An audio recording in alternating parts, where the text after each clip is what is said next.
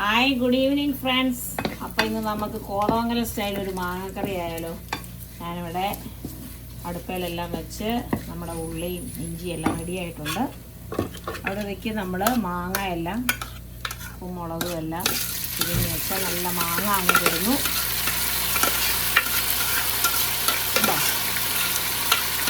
ഒച്ച ഒരു നല്ല സ്മെല്ലും ഒക്കെ വരുന്നുണ്ട് കേട്ടോ. നിങ്ങൾക്ക് കിട്ടുന്നുണ്ടോ സ്മെല്ല്? അവനെല്ലാം അങ്ങോട്ട് ഇട്ടു. ഭയങ്കര ടേസ്റ്റാട്ടോ. അപ്പോൾ ഞാൻ കോട്ടയംകാരിയാണ്. ഞാൻ കോതമംഗലത്ത് വന്ന് പഠിച്ച ഒരു കറിയാണത്, മാങ്ങാക്കറി.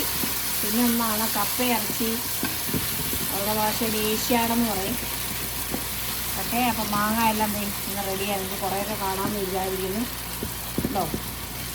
പിന്നെ നമ്മൾ ഓൾറെഡി ഇതിൻ്റെ അകത്ത് മഞ്ഞളും ഉപ്പും എല്ലാം ചെയ്തതായിട്ട് ഇച്ചിരിയും കൂടെ ഒരു മഞ്ഞളും ഇച്ചിരി മഞ്ഞൾ, ഓക്കെ, ഇച്ചിരി മുളക് പൊടി, ഒരു ഇച്ചിരി മല്ലിപ്പൊടി. മല്ലിപ്പൊടി നല്ലതായിട്ട് വേണം ആക്ച്വലി.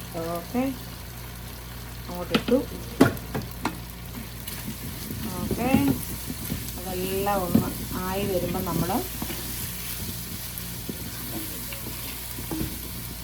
തേങ്ങാപ്പാൽ ഒഴിച്ചു കൊടുക്കും. തേങ്ങാപ്പാലിലാണ് ഇവന് കിടന്നങ്ങോട്ട് വെന്തിപ്പോൾ ഒന്ന് ഈ മാങ്ങ ഓൾറെഡി എല്ലാം ഒന്ന് ചിരട്ടിയൊക്കെ വെച്ചായിട്ട് പെട്ടെന്ന് വേകും അത്. ഓക്കെ, അതിൻ്റെ അകത്തോട്ട് നമ്മൾ നമ്മുടെ തേങ്ങാപ്പാൽ ഒഴിച്ചു കൊടുക്കും.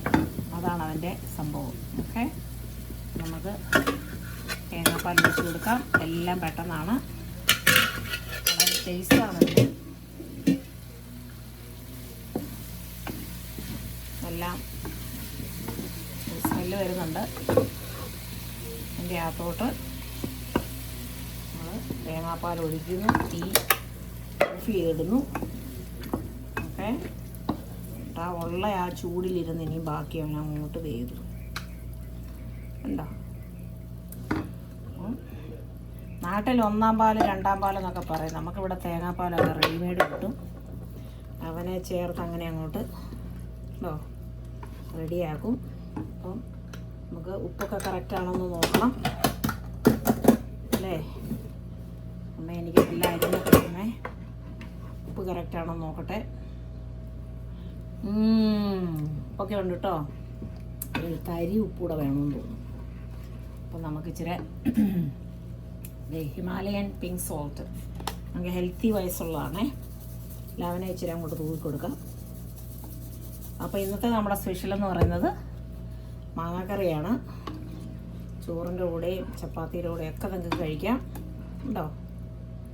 മാങ്ങാക്കറി, മാംഗോ,